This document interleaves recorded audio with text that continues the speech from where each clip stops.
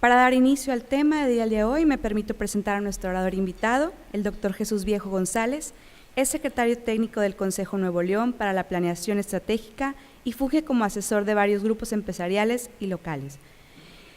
En su actividad empresarial, actualmente es presidente del Consejo de Trefilia Capital Investment y su filial Grupo Convex. Ha sido miembro del Consejo de Arca Continental desde 2007 y actualmente preside el patronato del Museo de la Fauna y Ciencias Naturales del Estado de Nuevo León.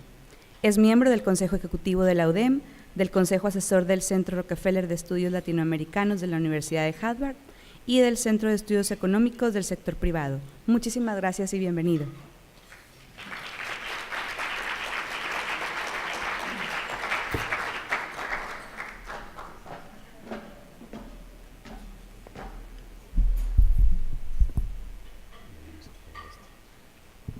A ver si me abren el micrófono. ¿Nos escuchamos bien? ¿Sí? Bueno, perfecto. Muchísimas gracias, Andamos México, por la invitación. Maite, Areli, Memo, felicidades por un año más de trabajo. Creo que con el transcurso de mi charla les va a quedar claro lo importante que creo que es la labor que hacen ustedes como asociación de asociaciones en el ecosistema cívico de nuestra comunidad. Mi presentación del día de hoy está dividida en 4 partes, todas de ellas muy influenciadas o por mi experiencia o por mi formación. La primera parte es muy conceptual, es la visión de un académico, de un científico social acerca de la importancia que tiene la participación ciudadana en el contexto más amplio de la construcción de nación, de la construcción de país. La segunda parte es una visión a 30,000 pies de altura sobre la participación ciudadana en nuestra comunidad en particular y desde la perspectiva del sector privado. Esto desde la óptica de un rol que me toca jugar a mí como coordinador de un grupo empresarial importante aquí en la comunidad. La tercera parte es un caso específico de intervención ciudadana, que es un caso específico que a mí me toca liderar, que es el caso del Consejo Nuevo León para la Planeación Estratégica. Y finalmente trataré muy brevemente de hacer una síntesis con las principales lecciones de lo que yo creo que debemos de aprender esta mañana, ¿no? Entonces vamos a empezar. A ver, empecemos por el principio. Los primeros 5 o 6 slides son un poquito profesoriales, así que les pido un poco de paciencia, pero desde el Neolítico, el ser humano en su naturaleza gregaria ha tenido una necesidad por colaborar. En un principio seguramente se trataba de objetivos de supervivencia, como compartir comida, como defenderse de los mismos peligros. Después del Neolítico, cuando empezamos a hacer sociedad y empezar a ser sedentarios, realmente en el contexto de la organización y la gobernanza de comunidades es que empieza a surgir una necesidad de entender para qué nos organizamos. Y yo, desde el punto de vista de un economista académico, les doy 3 razones muy esenciales, ¿no? Primero, porque hay fallas de mercado, es decir, las cosas que como sociedad necesitamos y los sectores tan diversos que existen en la sociedad no siempre los atiende el mercado. Esa es típicamente la justificación que cualquier economista les va a dar para cualquier tipo de problema. Segundo, es una realidad que en el proceso de maduración de los procesos de desarrollo de todas las naciones también hay diferentes niveles de capacidad institucional. Y otra muy buena razón para la intervención ciudadana en asuntos que tienen que ver con la provisión de bienes públicos o problemas comunitarios es la debilidad institucional. Tú detectas que el Estado no tiene las capacidades de proveer un bien público que se necesita y por lo tanto te organizas y tratas de intervenir. Y finalmente, también y particularmente en los contextos postdemocráticos, para influir en el diseño de estrategias. Es decir, nos queremos involucrar sin ser parte de los diseñadores de estrategia porque pensamos que es parte de nuestra responsabilidad de estar involucrados en la definición de los problemas. Muy bien. Bueno, resulta que los economistas, en su intento de entender cuáles son los ingredientes necesarios para que un país transite del subdesarrollo al desarrollo, lo han intentado todo. Y le comentaba yo ahorita a Areli y a Maite que a mí me tocó atender la Universidad de Harvard en una época en la que el tema de moda, casualmente, y creo que me marcó para el resto de mi vida, era el tema del capital social. En el año 1995, el profesor Robert Bates acuñó un término de capital social y lo definió, pues digamos, muy relevante para esta audiencia, como el inventario de asociaciones cívicas, confianza social y normas de cooperación que determinan la capacidad de los miembros de una comunidad, su coordinación para resolver problemas colectivos. Entonces, este hombre no solamente se puso a estudiar el caso en particular de Italia, ¿verdad? Y en Italia decía, ¿por qué es que la parte sur, Sicilia y toda esa parte más mediterránea, está tan subdesarrollada con respecto a la Toscana y la parte de Milán, la parte norte? Si básicamente las estructuras de gobierno eran casi las mismas, la forma de organizarse, había una cosa que había que tratar de explicar acerca de cómo estaba organizada la sociedad. Y acuñó este término del capital social y demostró empíricamente que la diferencia en el nivel de desarrollo de la parte sur de Italia con respecto a la parte norte de Italia tenía que ver con esos intangibles que tenía la sociedad, como por ejemplo la confianza que existía entre los miembros de la misma sociedad, la capacidad que tenían para organizarse como sociedad civil, ese tipo de cosas, y acuñó el término en general como capital social. Después del 95, cuando sacó su segundo libro, creo que el libro es Making Democracy Work, Bob Putnam se volvió un tema para todos los estudios del subdesarrollo. Hoy día, si uno contrata al Banco Mundial o al Fondo Monetario Internacional, además de checar factores macroeconómicos, factores de educación, de salud, etcétera, importantemente observan el nivel de madurez de ese tercer sector, porque se ha comprobado que es un componente muy importante para la eficiencia en el funcionamiento de las democracias, particularmente las democracias en consolidación. Entonces, este tema del capital social, que para todo fin práctico es lo que ustedes hacen, tratar de construir capital social en sus distintas actividades, es realmente un determinante muy importante del desarrollo económico. Y para esto es solo una muestra. Si hay economistas o matemáticos entre ustedes, me podrán argumentar que no necesariamente una tabla de correlación implica causalidad, pero hay muchos estudios que muestran que todas las métricas que miden el capital social en los países tienen una correlación directa y positiva con el grado de desarrollo de los países. Aquí estamos viendo PIB per cápita en el eje de las abscisas y medido contra una medida de confianza entre los miembros de cada una de las sociedades en esos países.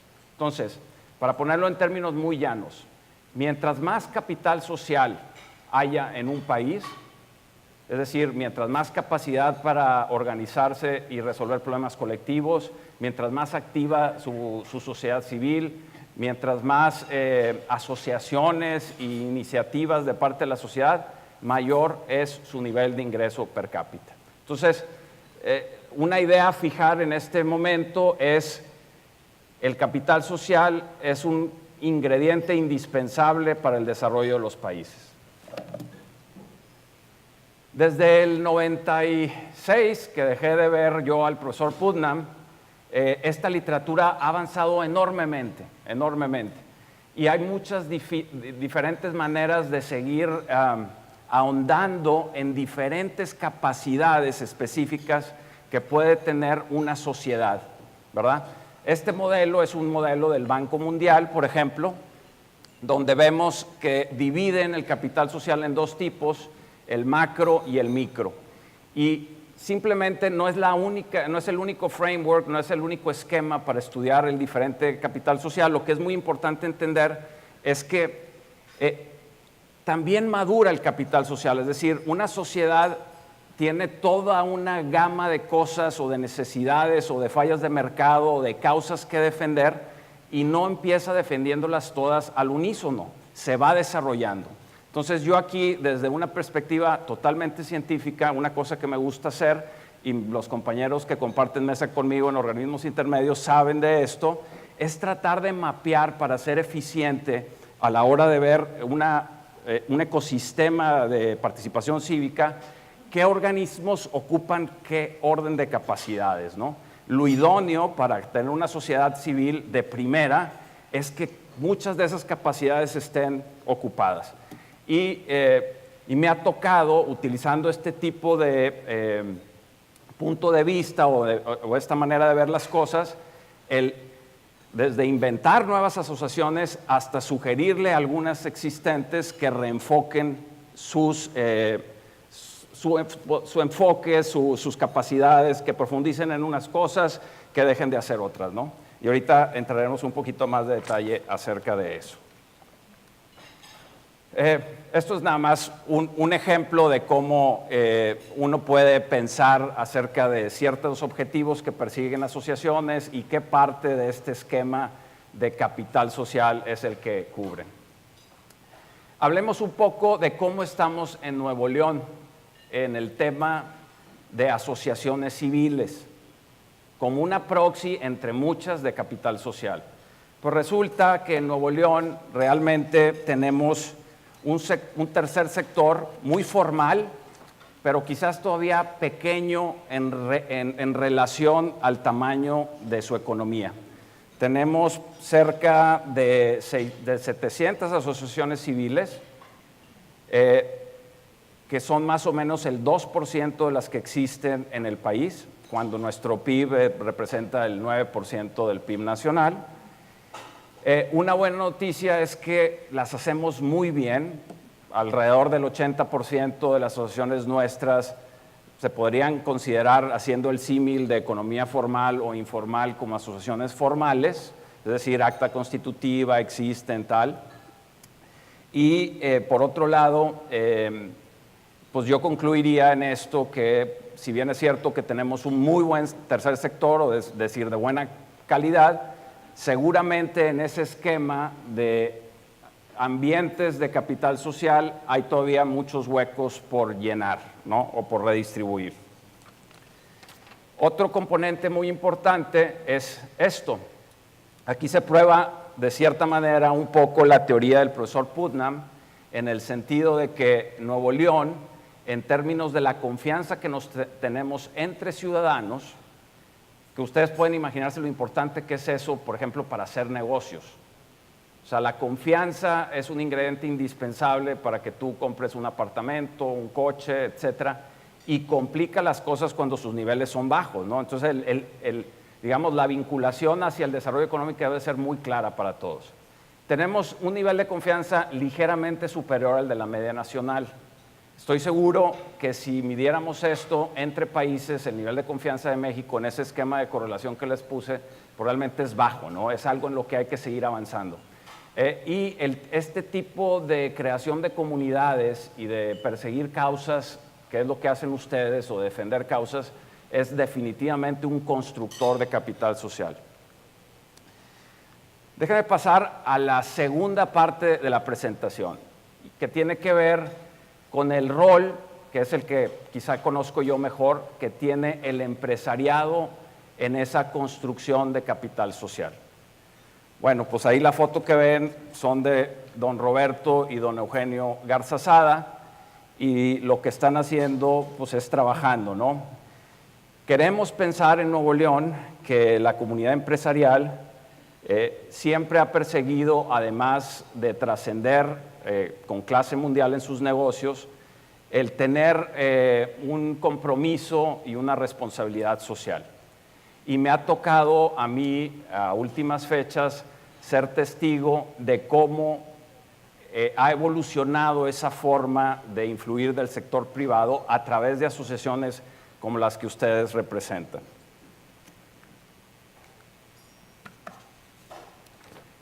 Aquí lo que les puedo, y esto tiene que ver también con la transición democrática.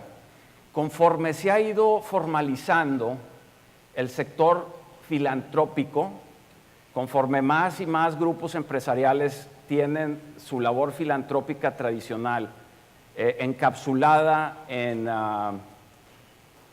fundaciones con misiones claras y sectorizadas, etcétera, profesionalmente manejadas, el rol de estos empresarios que en el pasado, y se sigue haciendo así, pero en el pasado estaba muy orientado a fondear educación o a fondear salud o a fondear caridad o a fondear causas más de la filantropía tradicional, ha ido transitando a atender otra necesidad muy importante en esta construcción de capital social, que es el fortalecer instituciones en general, tanto del sector público como del tercer sector, que le ayuden a este país, a este Estado, a convivir en democracia de manera más eficaz.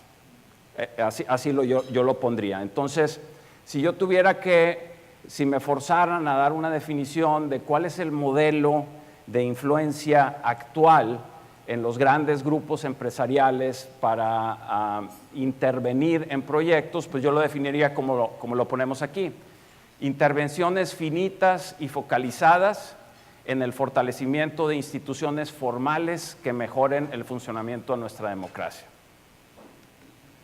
Y aquí hay un ecosistema de algunos organismos que estos grupos empresariales tradicionalmente y hasta la actualidad están encargados de auspiciar, ¿verdad? Como pueden ver, ocupan diferentes esferas en esa construcción de capital social, desde situaciones en el sector privado, intereses gremiales, hasta cuestiones que son netamente de la sociedad civil y que tienen que ver con el ecosistema de rendición de cuentas, de interacción con el gobierno, hasta construcción de capacidades adentro del gobierno. Por mencionar algunas cosas excepcionales del ecosistema regiomontano, es que el sector privado ha estado muy involucrado, por ejemplo, en temas de seguridad, en la construcción de una nueva fuerza civil, en la construcción de una unidad antisecuestros, en el seguimiento ciudadano a los delitos, ese tipo de cosas. Y quizás se nos hace un poco normal a nosotros, pero cuando uno lo traslada al ámbito nacional no es tan común ese tipo de ecosistema. Creo que en eso el ecosistema regiomontano es hasta cierto punto excepcional. Todas estas contribuciones tienen que ver al final de cuentas con el desarrollo, porque le tratan de agregar al ecosistema competencias indispensables para transitar al desarrollo. En mis intentos de entender este ecosistema, hay 1000 maneras de dibujarlo, esta es solamente una, pero me parece un ejercicio muy valioso para que líderes como ustedes traten de entender qué necesidad, entendido este gran universo de capital social, son las que yo le aporto a mi comunidad, más allá de defender mi causa, qué estoy tratando de hacer. Y en ese sentido, Andamos tiene una misión súper clara, que yo creo que es la mitad del éxito en cualquier cosa que uno emprende, ¿no? Entonces, por ejemplo, aquí yo me aventuré a hacer un ejercicio entre dos maneras de medir dónde se aportan capacidades o dónde están, es en el espectro de tiempo y de impacto. Lo puedes medir si el impacto es directo, si es a través de sus agremiados, como podrían ser ustedes, o si es a través de otras organizaciones. Y si es de corto, mediano o largo plazo, ¿no? Muy bien, como parte de esos proyectos que a veces impulsa el sector empresarial, que aquí en Monterrey realmente guarda un perfil muy bajo, pero no tengan duda que está involucrado en muchas de las cosas que suceden en instituciones como esta, en universidades, en instituciones gubernamentales, es una idea que surgió probablemente hace 4 o 5 años, que es el Consejo Nuevo León de la Planeación Estratégica. Y le voy a dedicar los próximos 10, 15 minutos a hablarles de esa experiencia en particular. Surge originalmente en el seno de este grupo empresarial y la pregunta, más bien, el Consejo Nuevo León es la respuesta a 2 preguntas. Una es, ¿cómo le podemos hacer los miembros de la sociedad para que los gobiernos estatales no se reinventen cada 6 años, ¿verdad? ¿Cómo podemos hacerle para quitarle ese aspecto de volatilidad, de ciclo político, a los grandes proyectos estratégicos indispensables para mejorar la calidad de vida de la población? Y la otra es, ¿cómo podemos ser proactivos a la hora de involucrarnos como sociedad civil en temas que tienen que ver con capacidades gubernamentales? Típicamente el enfoque en el involucramiento del tercer sector o de la IP había sido de reacción. Entonces, Consejo Nuevo León trata de atender esa pregunta de decir, ¿cómo podemos hacerle para involucrarnos en la definición de las grandes preguntas, no en la crítica de la respuesta?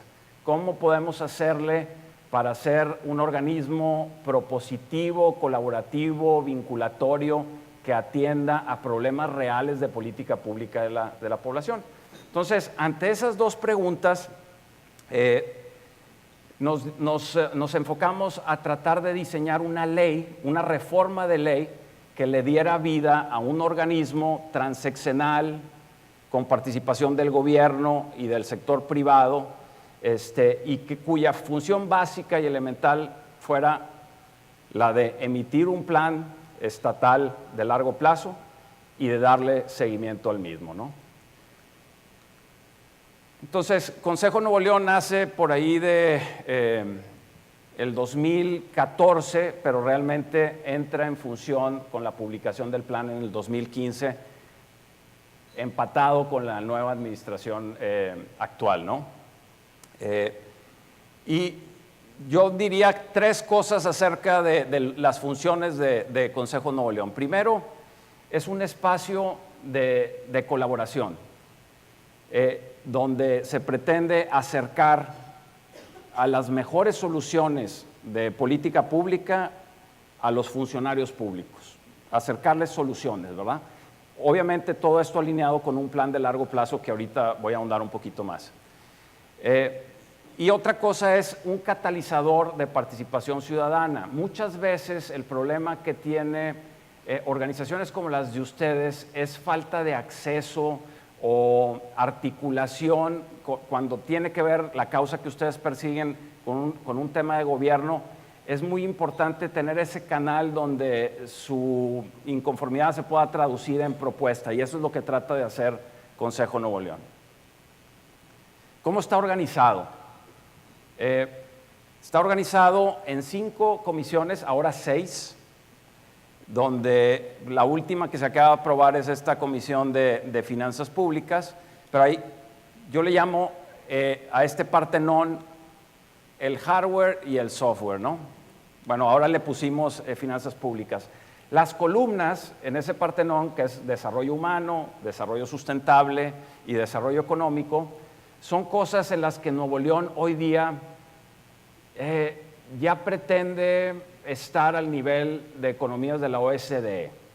En cualquier indicador de competitividad, de economía, de educación, de pobreza, Nuevo León es el 1 o el 2 a nivel nacional, y su aspiración debía de ser realmente alcanzar los niveles de los países desarrollados, ¿no? Sin embargo, y esto está también muy bien documentado en la literatura de desarrollo económico, en lo que nos ha hecho falta para realmente llegarle a esas cosas de los niveles de desarrollo de la OSDE, son precisamente el software, que tiene que ver con seguridad y justicia, el Estado de Derecho, corrupción, transparencia, eficacia gubernamental y también finanzas públicas, que es un tema mucho más complejo porque tiene que ver con la relación que tenemos con la Federación y otras cosas, ¿no? Entonces, estas cosas, si no mejoramos esto, realmente es muy difícil concebir que estas cosas puedan estar al nivel de un país desarrollado, ¿no? Entonces, así, cada una de estas comisiones está presidida por un ciudadano y tiene una contraparte de trabajo en un secretario de Estado. Y tienen una agenda de trabajo y se reúnen con frecuencia, tienen un banco de proyectos a los cuales se les da seguimiento a través de este consejo. cada una de estas 6 comisiones ahora, ¿no? El presidente del Consejo, un poquito acerca de la gobernanza del Consejo Nuevo León. El presidente es el gobernador en turno por ley y participan 6 consejeros ciudadanos. El presidente, uno de ellos es presidente ejecutivo y los otros 5 son miembros permanentes del Consejo y preside cada uno una comisión.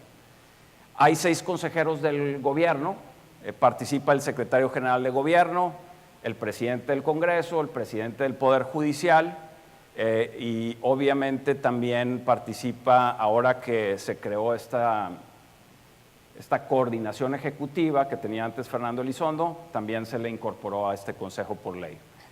3 rectores, en este caso participan con nosotros el rector de la UNI, del TEC y de la UDEM, y pugnamos precisamente por el marco del marco fiscal federal, por el tema de recursos de finanzas públicas, optamos por tener de manera permanente a un representante del gobierno federal a nivel Secretaría de Estado. Hasta hace muy poco era el Alfonso Navarrete Prida, ¿no? Vino la primera, después obviamente nos mandó a un subsecretario, pero tener un subsecretario con quien lidiar para todos estos asuntos es muy importante para tener acceso.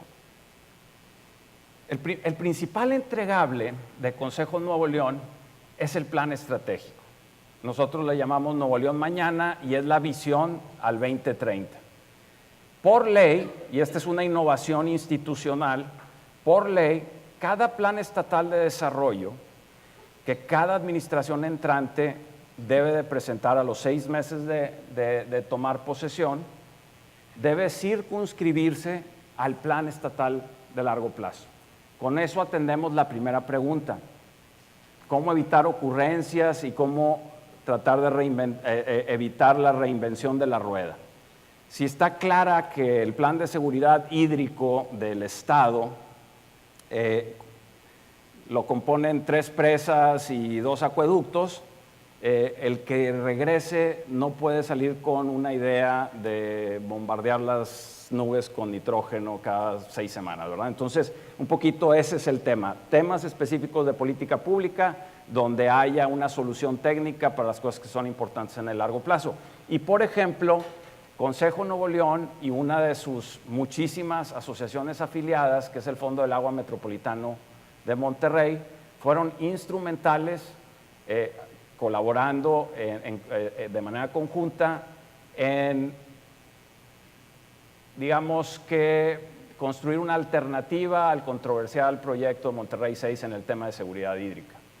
Consejo Nuevo León y con el liderazgo de CAINTRA, por ejemplo, colaboraron en temas de mejora regulatoria a través del Congreso del Estado. Y de esa manera, este tipo de colaboraciones estratégicas, usando influencia y acceso, son métodos y fórmulas que pueden funcionar muy bien en nuestro entorno político. ¿Qué otra cosa les podría decir? Bueno, esta es nuestra guía. Esto fue elaborado, ahorita les voy a poner un marco donde habla un poquito de quién estuvo involucrado y cómo se hizo, pero fue elaborado por más de 14 meses con ayuda de McKinsey & Company, que es una reconocida consultora internacional que ha tenido muchas experiencias del tipo en otros lugares, en otras geografías, ¿no? 14 meses de trabajo para emitir este plan, y en él se definen no solamente 47 áreas de oportunidades estratégicas para que el Estado llegue a ese nivel de desarrollo que se persigue, sino también las métricas necesarias para irles dando seguimiento y una lista muy importante de proyectos estratégicos que son claves para atender esas áreas de oportunidad, ¿no? Y este es el material que guía los trabajos de cada una de las comisiones. ¿Cómo se generó el plan estratégico y la visión 2030? Pues miren, esta es una de las áreas de oportunidad de Consejo Nuevo León. Consejo Nuevo León, como todo ejercicio de planeación estratégica, empezó siendo un ejercicio técnico y pequeño. Y conforme se fueron estableciendo las bases metodológicas de manera concéntrica, empezó a crecer y sigue en ese proceso de cada vez más aglutinar a asociaciones, a grupos de interés, a expertos académicos que nutran el plan estratégico. Por diseño, el plan estratégico se revisa cada 3 años. Este año es un año de revisión. ¿Por qué? Porque muy pronto tendremos un nuevo plan nacional de desarrollo. Y porque en el mundo en el que vivimos actualmente, los horizontes de planeación se han acortado muchísimo y cada 3 años pueden cambiar muchísimas cosas. Tan sencillo como el hecho de que podríamos estar regidos por la WTO y no por NAFTA en nuestras relaciones comerciales con Estados Unidos. Toco madera, no va a ser así, pero ese es un cambio estructural. Y puede haber muchos otros cambios estructurales, particularmente este año. Entonces, cada 3 años este plan se abre, se invita a más personas, a más asociaciones a nutrirlo para que cada vez vaya siendo realmente el plan de todos, más legítimo, más incluyente, más plural. Participaron en su momento 600 especialistas, muchísimos de ellos pro bono.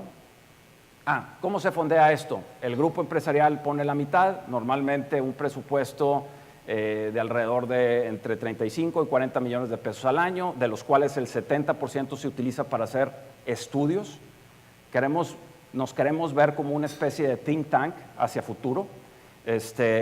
Y en la otra mitad la pone el gobierno del Estado. Consta en ley, es un rubro más del presupuesto que aprueba el Congreso todos los años. 600 especialistas, más de 40,000 horas hombre de trabajo para la producción del plan, durante 11 meses, que después se hicieron 14 porque se nos atravesó una elección. Se consultó, y este dato es muy importante, nada más para aludir otra vez al concepto de capital social. Cuando a mí me dijeron que cuando tú sometes un documento de estos a consulta pública en un estado como es Nuevo León, donde hay, no sé, 7 millones de habitantes, 8, y me dicen que 15,000 ciudadanos participaron en la encuesta del plan, yo dije, bueno, eso debería ser solamente la aportación de ARCA o de FEMSA, 15,000 gentes que opinaran sobre el plan. Pues resulta que los planes estatales de desarrollo que se han consultado toda la vida en la comunidad, el que más consultado tuvo una participación de 2,500 personas. Entonces, de repente también la gente se queja un poco de falta de inclusión y a veces lo que hay es falta de tiempo y falta de interés en incluirse, ¿verdad? Entonces, esto se consultó por 15,000 personas, la gente del gobierno estaba de fiesta y nosotros de luto, pero se consideró el input de la ciudadanía en los 51 municipios del estado y se hicieron otros alrededor de 250 eventos masivos en universidades, con asociaciones, agrupaciones, etcétera, ¿no? No me voy a meter al proceso para explicarles cómo McKinsey te va llevando para definir estos enunciados, pero se las voy a leer nada más básicamente. Esta es la visión rectora, ¿no? Hacer de Nuevo León un estado líder con niveles sostenibles de desarrollo económico, social, humano y ambiental, garantizando así el bienestar de todos sus habitantes. Esto se logrará a través de una ciudadanía comprometida, quizás esa es mi influencia porque siempre he sido creyente de Robert Putnam, e instituciones eficaces que muestren respeto a la legalidad en todas sus acciones.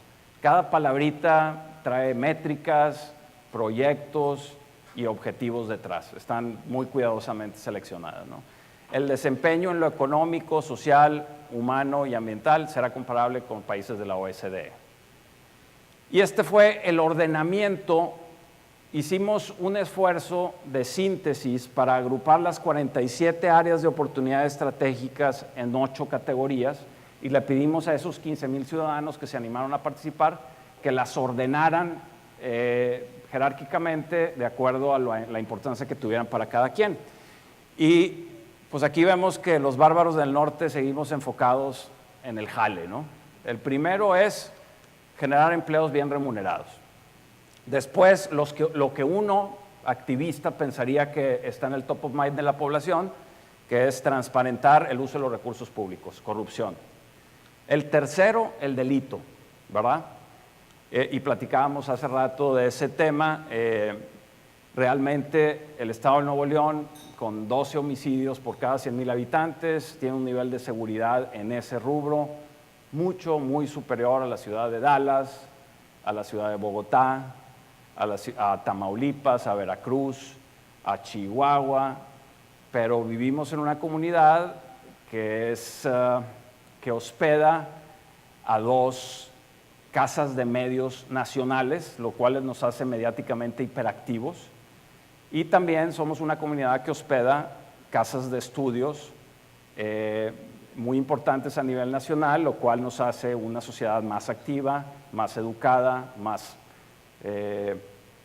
con opiniones más fuertes, y a veces el tema de la seguridad sí se siente un poco más de lo que los hechos nos lo dejan ver. Transporte urbano, educación, desarrollo y bienestar social para todos, pobreza, cultura, valores y participación ciudadana como el 7, un poquito la pirámide de Maslow, este orden jerárquico, ¿verdad? Todavía el poco aspiracional el neolonés, cosas materiales arriba y las cosas, y al final, extrañamente, quizás reflejando que tenemos una población bastante joven, está el tema de la salud. Sin embargo, y los invito a consultar el plan, hay una página de web, a incorporarse a las comisiones, por supuesto, les voy a dejar los datos, pero el problema número 1 que detectó, por ejemplo, la Comisión de Desarrollo Sustentable, mucho antes de que fuera un tema mediático, fue la calidad del aire. Tenemos tiempo con una epidemia de problemas respiratorios en la comunidad por el problema del aire. Hay otra cosa en la que es muy importante Consejo Nuevo León, que es que, y ya fue honestamente una cosa mía, lo central es el seguimiento al plan, es su evaluación. Nosotros tenemos que evaluar todos los años y entregarle un reporte al Congreso, al cual el gobernador tiene que dar respuesta al Congreso, es decir, todo un ejercicio republicano. Pero yo también noté otra cosa aquí en la comunidad. Yo viví 12 años en el extranjero, mucho en el medio de la investigación y de la academia, y cuando regresé a Monterrey, me llamaba mucho la atención cómo, siendo esencialmente un pueblo de universidades, nuestro mejor talento y nuestras mejores mentes se vinculan muy poco en la solución de problemas que tienen que ver con la vida de la comunidad. Entonces, le quisimos dar un rol adicional a Consejo Nuevo León para que haga un esfuerzo concreto y específico todos los años por tratar de que la comunidad académica, no solamente de Monterrey, sino del país, trate de dedicarle un poquito de tiempo intelectual a la solución de las 47 áreas de oportunidades estratégicas del plan. Entonces, lo que hicimos fue crear una comunidad virtual, intelectual, donde académicos de toda índole, es una comunidad que ya tiene más de 250 doctores, se suscriben a una red que les da la oportunidad de participar en una edición anual de un libro donde se escogen 10 trabajos que tengan que ver con esas 47 áreas de oportunidad estratégica. Y la verdad es que ha sido una idea que ha funcionado muy bien, porque el primer año que se utilizó, pues se escribieron 200 papers de todas calidades y de todas relevancias, de los cuales escogimos 10, hicimos un gran evento, editamos unas memorias, agradecimos a los académicos, pero ya hay un interés porque los académicos digan algo acerca de los problemas que nos aquejan en materia de política pública, ¿no? Muy bien, entonces, hasta aquí digamos que hasta aquí es mi intervención, eso es lo de Consejo Nuevo León. Me encantaría seguir platicando con ustedes de eso y de los empresarios y del capital social, pero quiero parar aquí concluyendo de manera muy sintética 3 o 4 cosas. Espero que en esta sesión hayamos aprendido que todos ustedes son formadores de capital social y que ese es un intangible indispensable para alimentar el software que necesita nuestro Estado para poder seguirse desarrollando. Primera idea. Segunda idea, es muy importante reflexionar, sobre todo en las etapas de inicio, de las etapas de diseño, todos ustedes líderes con opiniones fuertes acerca de causas importantes de la sociedad, el espacio que sus organizaciones ocupan en ese mapa de capacidades del capital social. Esto es especialmente relevante el día que ustedes piden dinero.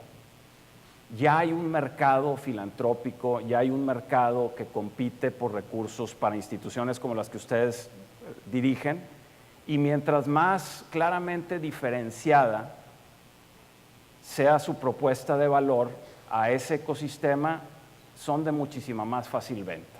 ¿Ok? Espero que eso también esté muy claro. Cuando grupos benefactores, que suelen ser muchas veces repetitivos, ubican duplicidades o en el peor de los casos contrariedades en causas que ellos financian, mete mucho ruido y complica los procesos de fondeo. Ahí está, esa es la tercera. Entonces digo yo, si cuando andábamos con taparrabos en el Neolítico, como cazadores recolectores, ya teníamos un incentivo para colaborar, ¿por qué carambas es tan difícil resolver problemas de acción colectiva? Si debería ser algo que traemos tatuado en nuestro ADN porque ha sido indispensable para sobrevivir. Deja tú ahorita para perseguir causas, ¿no? Pues sí, es muy difícil resolver problemas de acción colectiva, y quizás toda esta plática ha sido una terapia para ustedes y para mí. Como economista es fácil explicárnoslos. La frialdad de un economista en eso es letal. Resolver problemas de acción colectiva es muy difícil porque los costos suelen ser privados y los beneficios suelen ser públicos. Y una cosa que tiene esa estructura es muy difícil o siempre está en short supply. Pero una respuesta más útil, y creo que un poco más entusiasta y optimista, es que se requiere del liderazgo, del compromiso y de la labor heroica de gente como ustedes al perseguir causas y al no ceder y al perseverar, para que se vaya construyendo el capital social que nuestro Estado y nuestro país necesita para seguirse desarrollando. Muchas gracias.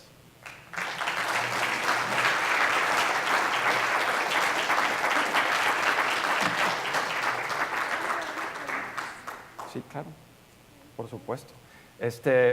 Me gustaría abrir el piso para cualquier comentario, inquietud, pregunta de cualquier tema. Sí.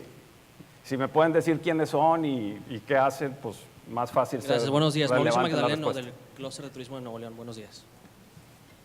Felicidades, me encantó tu propuesta y presentación. Una pregunta, ¿cómo lograron y cómo lo hicieron, cómo fue el camino que siguieron para incrustar el Consejo de Nuevo León como política pública, para que sea un organismo oficial y que el gobierno del Estado lo tenga como un factor y que sea por ley el que los tome en cuenta y que se respalden ustedes para la planeación a largo plazo?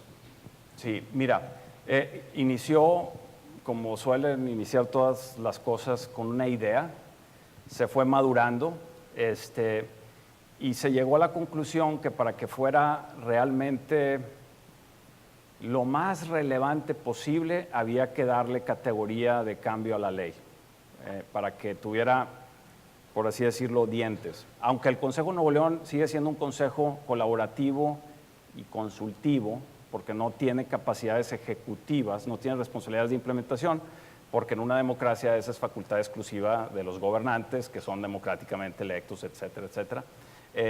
Sí, por ley tenemos un derecho, una obligación de emitir el plan y una obligación de darle seguimiento y de rendir cuentas, ¿verdad? Entonces, la realidad de las cosas, Memo Dillon no me dejará mentir, que es a través de influencia informal de grupos empresariales en la comunidad. Es un poco la fórmula.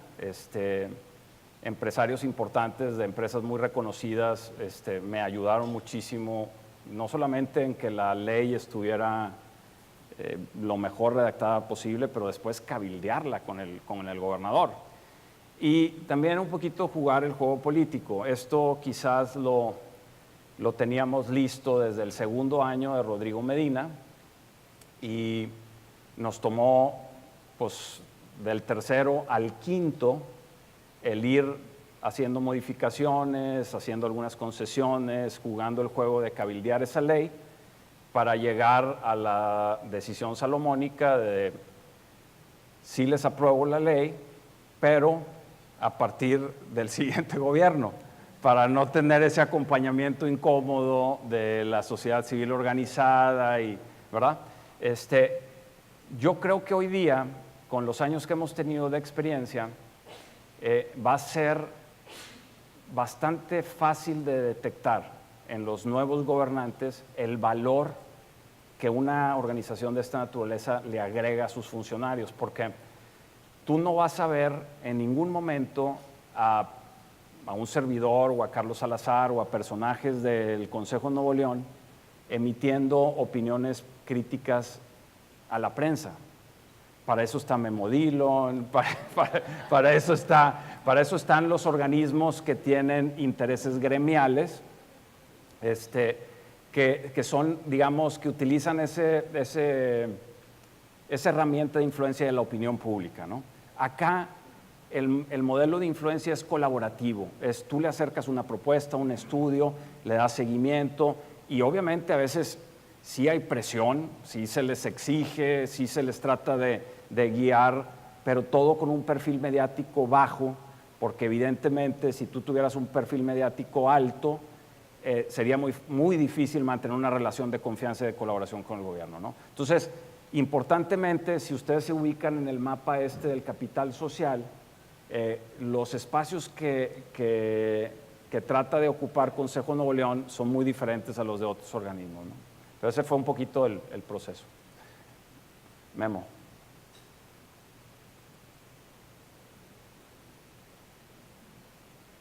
Pues también muchísimas gracias, Chuy. Muy padre. Gracias. Muy fresca, muy útil, muy valiosa. Tu opinión, me parece que hoy en día la sociedad cada vez está tecnificando más y difícilmente vemos a un médico que no esté actualizado y nosotros acudiendo a él para una atención cardio o cerebral y demás. Es demandante el ritmo de tecnificación que muchas profesiones, abogados y demás están demandando el día de hoy. Me parece que en el mundo de las asociaciones tampoco es la excepción. El nivel de tecnificación que nos exigen nuestras audiencias en la asociación que nos toca dirigir, pues cada vez es más compleja. Nosotros somos el símil de la SAE de Estados Unidos, que tiene 22,000 miembros. Difícilmente una asociación en Estados Unidos contrataría a un director general que no haya estado expuesto a una capacitación continua, a una vinculación en el gremio, que no esté conectado con otros profesionales de las asociaciones. Nosotros aspiramos a eso. ¿Tú ves, qué nos sugieres, o tú ves que esto pueda detonarse en un futuro en México, que verdaderamente aspiremos a tecnificar, a profesionalizar la carrera de director de asociación? ¿Qué nos sugieres o qué nos puedes comentar en ese sentido? Claro, Memo. Sirve mucho la pregunta para decirles precisamente lo importante del espacio que andamos ocupa en ese ecosistema. Porque tú me has escuchado 1000 veces decir que un consejo es tan útil como la suma de sus consejeros. El tema del capital humano y del talento es indispensable. Ahora también le agregan mucho una tercera palabrucha y que es la innovación. Entonces, me parece fundamental y me parece increíblemente importante que nuestras asociaciones sean cada vez más robustas, más sólidas, con gente más competente, que atraigan el talento, que sean lo suficientemente profundas las organizaciones para que le ofrezcan a gente de primera la posibilidad de tener una carrera dentro de esas asociaciones. Y ahí yo, sin haberme sentado nunca con ustedes a ver exactamente cómo están sus programas de capacitación y las actividades que hacen, pero yo veo una posibilidad de colaboración inmensa, por ejemplo, con las universidades. Para ese tema de mantenerlos a todos los líderes de asociaciones en la orilla, pensando siempre en la frontera de las cosas. Me parece importantísimo porque en la medida que sus organizaciones sean más, como lo he estado argumentando ya por una hora aquí, en la medida que sus asociaciones sean más exitosas, más profundas, más robustas, ese capital social está siendo mejor y eventualmente va a redundar en mejores instituciones de gobierno, en mejor sociedad, en mejores gobernantes y eventualmente en el proceso de desarrollo. Entonces, ingrediente básico y creo que ustedes llenan un hueco indispensable. No sé si haya por ahí en el ecosistema quien les compita, pero esto también es competencia entre amigos y se tiene que imponer el que lo haga mejor, ¿verdad?